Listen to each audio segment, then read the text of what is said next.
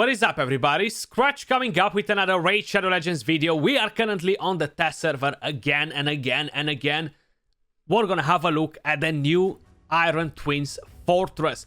This video is gonna be a bit more on the side of pay-to-win sort of situation, kind of like crazier team. We're gonna attempt to do stage 15, and this time around we're gonna attempt to do a full oro run. Most probably this is gonna end up in being my team. So, S15 OP, we have Sifi, we have Krisk, we have Brogni, and we have 2 Geomancers. Now, I don't need to say it, Krisk is the ultimate MVP for this boss as well, especially for the last stage. If you want to have an easy, relaxed team, Krisk needs to be in your team. The reason why I have Sifi is because she gives me the aura, and that's about it. I don't really stress about having anything else from that champion. I have the resistance aura, which clearly is not enough even for my 500 plus resistance on that Krisk. Crazy, right? Crazy just to think about it. Not enough for Brogni, who is 540 resistance without a freaking aura. That's how much resistance this boss has. So you need to have a decreased accuracy. Luckily, we have the Geomancers coming in play. You need to have an increased resistance, most probably in your team if you're planning to resist. But how I mentioned, look at that Sifi with the aura. She is 700 plus resistance, near 800, okay? I guarantee you that by the end of the fight, she's gonna get debuffed with the Iron Clad debuff too. No way it's not gonna happen. It's just a 3% chance always proccing in. And yeah, I'm gonna mention it again just in case if some people don't know it. But basically the boss cleanses every time when he drops the HP. That's why I have 2 Geomancers in here, just to keep that HP burn constantly on. That's why Krisk is so powerful, because he lands defense down and attack down with his passive. So that is very, very important. Then you have Brogni. He gives the shield, keeps the team alive, and deals damage at the same time. Then you have the Geomancers, just ramping up more damage on the boss. Kind of like making the boss to kill himself in this situation, you know? If Brogni would have had some sort of an aura to give me more resistance here or something, that would have been pretty good. Seems like I jinxed it now. Sifi, she's not getting the debuff on just because I've said it. But usually every champion, even with... There we go. You see, it's all about having that resistance on. And trust me, it's happening. You're gonna end up in actually have it on everybody, even with resistance, because it cannot be blocked, it cannot be cleansed. So that actually creates a problem, because the 3% chance is gonna come in play and it's gonna wreck you. Sifi got it, everybody's gonna get it, even with resistance. So I feel like having tons of resistance on your champions for that specific debuff is a bad business. But it's better to avoid having the defense down, the weaken. Cleansing, again, can be a pretty good option for those debuffs if you have fast cleansers in. To Hanarak might be a very good option, actually, because of her passive. But just relying on increased resistance and stuff might not be as efficient as we thought. I really thought that getting increased resistance or having tons of resistance is going to counter the entire boss on its own. But it doesn't. Even in the previous videos that I've done, you've seen Unkillable work pretty good. If you manual, you're going to be able to get it done without a problem. Other teams that were no legendaries, I've only went up to stage 13 with it. I didn't really had a lot of time, unfortunately, guys, to try tons and tons of teams. But once I'm going to be back from my vacation, I promise you guys, I'll find a team to work for every single one of you, okay?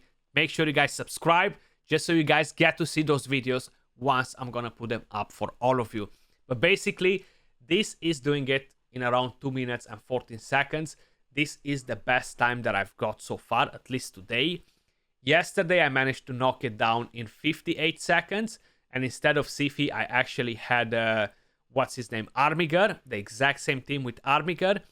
Since then, the dungeon got a bit buffed. It's a bit harder to beat it. So I'm not going to be able to do that anymore, unfortunately. You've seen the boss deals quite a solid amount of damage.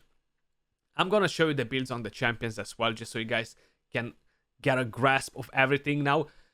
The affinity is changing as well. This team is probably the one team that can work on every single affinity. If you bring the Unkillable team that I showed you with Sir Nicholas, Geomancers, it's gonna work on every single affinity. I feel like playing it to your right advantage, even though it buffs the boss, it might actually be beneficial for you all around. So right here we actually have the affinities. Spirit is strong to Force, Force strong to Magic, Void is immune pretty much to all the rest. Kind of like equal with each one of them. So right now we have Force. If we bring Spirit champions, we might get a better chance at surviving. The boss is gonna get weak hits, even though he will get increased stats for our wrong affinity champions in the team, and the boss becoming slightly more powerful. I feel like it's not as powerful. It's not at the magnitude that we thought that is going to be, like extremely powerful, you know? So using this to your advantage, playing a stronger affinity against the weak affinity, can be a pretty good thing as well. That's if you're not planning to run Geomancers and stuff like that. And then, of course, use Force against Magic, Magic against Spirit. So when we have Spirit, I'm going to use Ninja, I'm going to use Rotos. Ninja is actually amazing on this. I managed to try it yesterday. I had a beautiful video prepared for you guys, but it's not relevant because stage 15 completely changed. So I deleted the video. But hopefully, when I'm going to get back, I'm going to be able to do one with Ninja on Magic Affinity or on Spirit Affinity. It's going to be tons of fun, or even on Void, actually. But let's actually have a quick look at the stats on my champions, just to give you an idea of how much resistance accuracy you need to tackle this freaking monster on stage 15. So let's start with my Siphi. Actually, no, Brogni was the first one because he is empowered. So he doesn't really have crazy stats in terms of half crit rate, damage. Let me actually move a bit my big head from here so you guys can see it better. But he has 524 resistance, not 540, sorry. 92k HP, 2.7k defense, 2k attack, 271 speed. I don't have a lot of crit rate and no accuracy. I don't want to replace the HP burn from the Geomancers, right? So the idea behind it, he's just gonna buff that shield. His passive comes in play. He's doing damage. Basically, the boss is doing damage to himself when he's attacking us. Plus, it helps the team a bit with a cleanse. It just gives us a bit of extra healing around. So Brogni is a very, very solid champion to use on here. Masteries. We have offense, support, Giant Slayer as tier 6. That's mainly for his passive. The next champion should be Siphi. So this is my resistance Siphi, Swift Parry Siphi.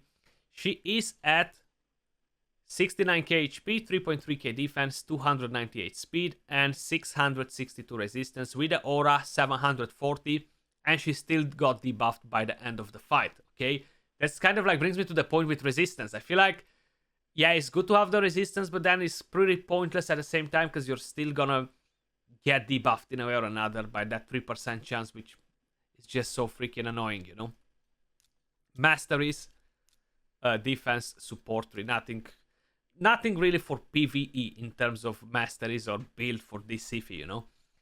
Krisk, on the other hand, I feel like he's pretty juicy, right? Pretty juicy, the stats that he has. 61k HP, 4.1k defense, 229 speed. The speed for the boss on stage 15 is 250.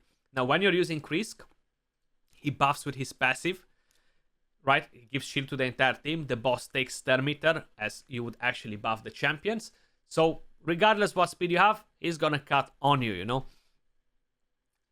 But the stats on him are pretty crazy. 531 resistance with the aura was 600 plus, and he was getting debuffed constantly, okay?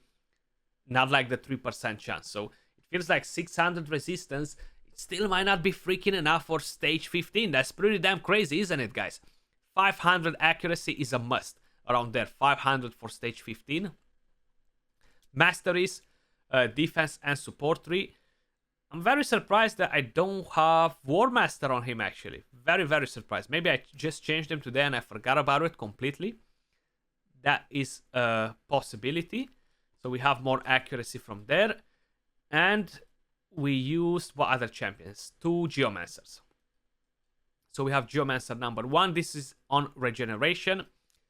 547 accuracy. I think I have a bit too much accuracy, honestly.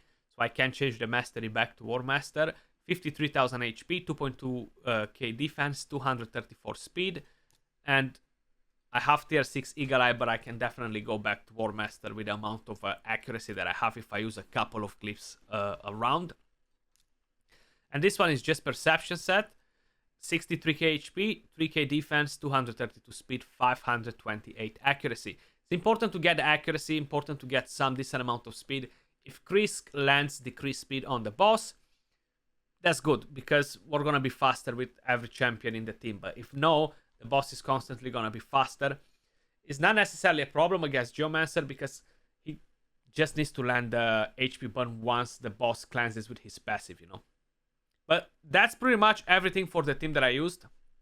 I think this will be my go-to team to farm this boss on stage 15, because it's going to work on every single affinity the same way you've just seen it, around 2 minutes farm. I'm pretty happy with that. I'm very curious to see if I'm going to manage to improve it. Let me know in the comments down below what sort of teams are you guys planning to use and stuff. But that was all for this video. Much love, appreciate all of you guys watching, and I'll catch you all soon in the next video. Peace.